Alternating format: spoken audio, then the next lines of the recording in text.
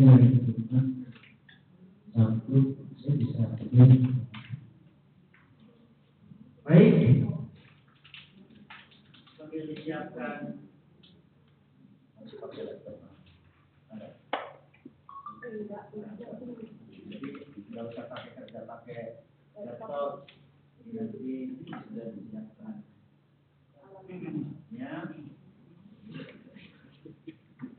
Baik, untuk yang pertama, materi pertama tentang pembelajaran mendalam akan disampaikan oleh Bagia.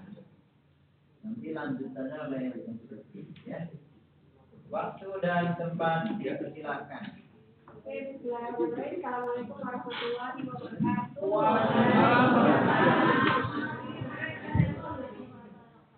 Bapak Ibu, izin saya bisa saya penanggungan saya sudah siap. Saya hari ini dan teman saya izin supaya kita mau belajar pembelajaran mendalam. Salah satu prinsip dari pembelajaran mendalam itu adalah berkesadaran.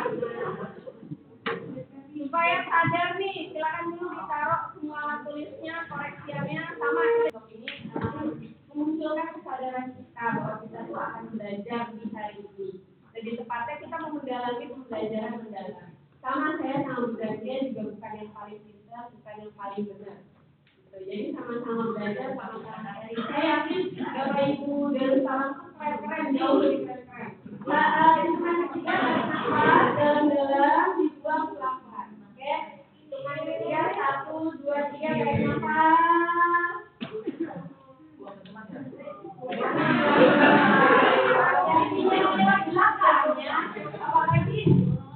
Bismillahirrahmanirrahim. Assalamualaikum warahmatullahi wabarakatuh.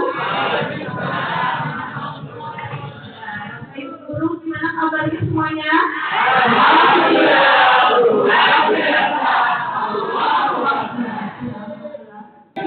Lagi ya. Senang berdiri, senang senang mencari teman. Jongkok senang berdiri, senang berputar-putar mencari teman. Carilah teman.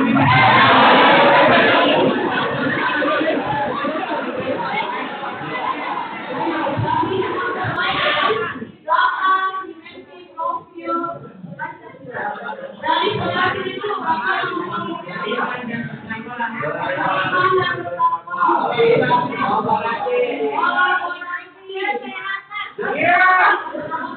Di sini ada tujuan pembelajaran kita hari ini. Yang pertama itu adalah rencana pembelajaran.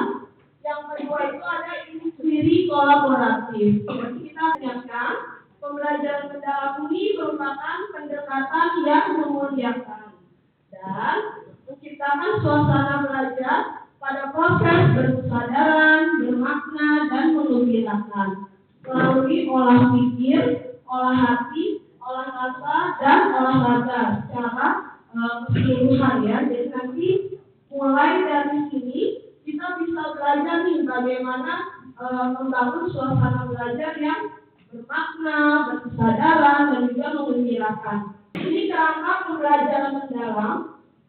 Rumusnya ingat ya Bapak Ibu, berapa Bapak Ibu? 8, 3, 4. Nah, yang pertama di sini ada dimensi profil lulusan. Oke, kita dapat mengingat dimensi profil lulusan. Mungkin kita bisa sambil ngetik ya Bapak Ibu, supaya tidak tegak-tegak banget ya. Oke, berapa dimensi profil lulusan? Yang pertama, keimanan. Yang kedua, nalar kritis. Yang ketiga, kewarganegaraan.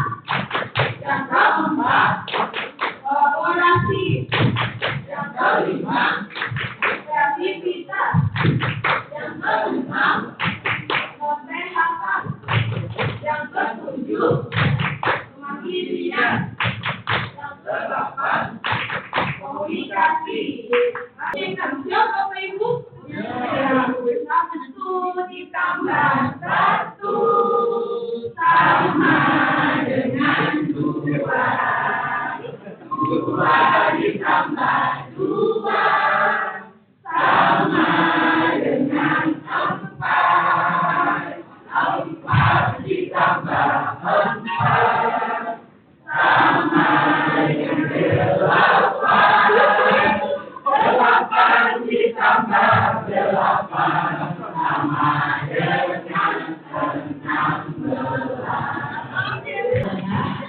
nggak punya murid yang selalu pintar, betul gak sih? Nah, kita nggak punya murid yang selalu dominan di kelas. Kita punya murid selalu punya dengan tantangannya tersendiri. Nah, hari ini dari pembelajaran dari pelatihan kita kemarin kita juga belajar tentang inquiry kolaboratif. Ini hal baru. Mungkin nggak baru-baru banget sih, cuma ini adalah hal baru yang saya dapat dan juga saya dapat. Apa sih itu inquiry kolaboratif? Yaitu pendekatan berbasis tim yang memungkinkan guru untuk bekerja bersama dalam mengidentifikasi tantangan yang ada di kelas, merancang menyempurnakan praktik pengajaran karena kita tahu anak kita nggak langsung pintar, nggak langsung bisa, pasti ada tantangan yang tersendiri. Ya, pendekatan ini bersifat reflektif dan juga berbasis data, berbasis pada kolaborasi yang hanya tidak bertujuan meningkatkan hasil belajar, tapi juga profesionalisme guru, ya. Jangan sampai kita ngurusin anak yang tidak pintar aja, Bapak Ibu. Ini lulus naik kelas 4 udah bisa baca. Nah, gimana caranya? Itu kita pakai inquiry kolaboratif. Lalu yang ke-6 ada kontekstual dan responsif. Dan yang ke-7 ada pembelajaran berkelanjutan di tempat kerja. Jadi bukan hanya seminggu.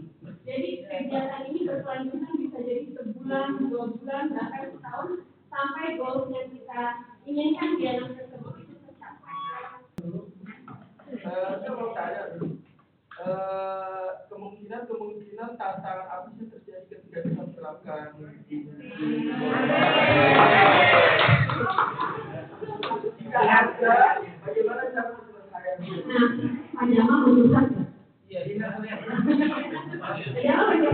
Jadi kalau tantangan banyak Bapak Ibu, bisa dari kita sebagai guru, dari internal bisa jadi eksternal.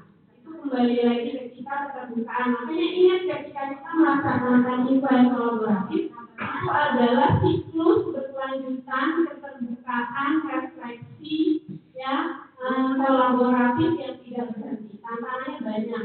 Adalah guru yang mau ikutan, adalah guru yang cuek, ya, orang tua yang yaudahlah tertarik saja, bukan begitu, kan? Itu tantangannya. Kalau bagaimana mencegahnya atau mengatasinya, balik lagi kita bisa diskusi.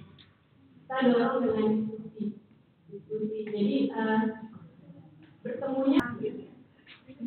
Kalau saya lihat dari yang tadi bentuk siklusnya itu, kalau yang saya dari yang misalkan itu tadi masalah tentang kesulitan membaca ya, itu berarti di sini kolaborasi itu juga melibatkan murid ya, karena tadi saya lihat kan ada peran orang tua, peran guru, dan juga peran murid sebagai pelaksana dari program.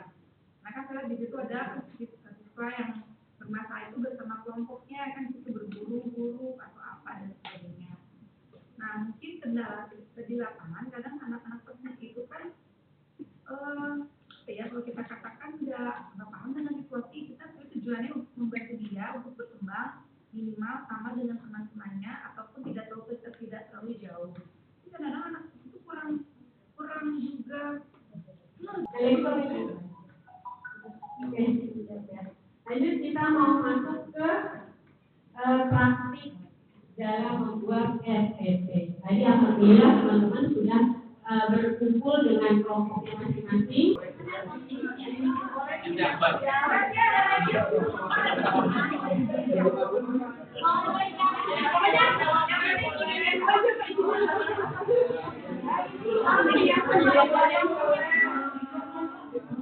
Jadi selanjutnya lingkup pembelajarannya kita pakai ruang kelas, fasilitas multimedia.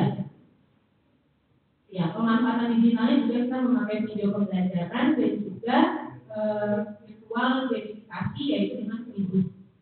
Selanjutnya untuk kemitraan tadi sudah saya sampaikan, karena dia connect sama pelajaran PJOK, kita bisa luar biasa ya, beri tepuk tangan buat Bapak Ibu. Baik, kita akhiri ya Bapak Ibu, karena juga sudah sore ya. Terima kasih banyak Bapak Ibu semua untuk partisipasinya dan juga kehadirannya sih. Semoga kita kedepannya bisa menerapkan pembelajaran mendalam dan semakin memajukan peserta didik kita serta sekolah kita. Supervisi yang kedua itu pembahasan dengan